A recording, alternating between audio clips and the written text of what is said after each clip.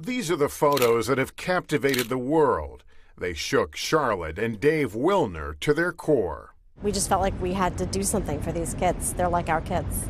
The Wilners set up a Facebook page called Reunite an Immigrant Parent with their child.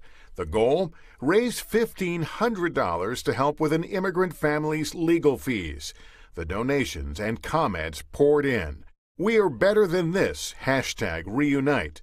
This is my America. We will change the situation. So far, they have raised over $19 million. I think it's fair to say that the concern about this is broader than simply a single political party or small segment of society. One of the donations came from Carolina Quatella and her mother, Martha. For them, this was personal. I remember feeling the fear in the water, crossing that border. Martha crossed the border with a 3-year-old Carolina decades ago, fleeing Colombia. She was also 7 months pregnant.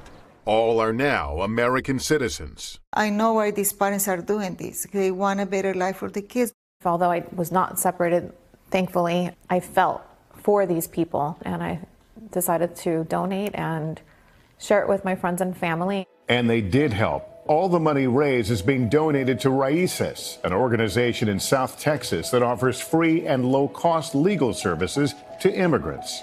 There have been a lot of tears of sadness and tears of joy at our offices this week.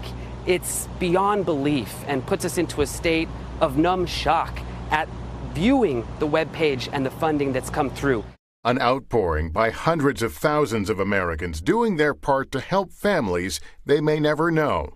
Hey, NBC News fans, thanks for checking out our YouTube channel. Subscribe by clicking on that button down here and click on any of the videos over here to watch the latest interviews, show highlights, and digital exclusives.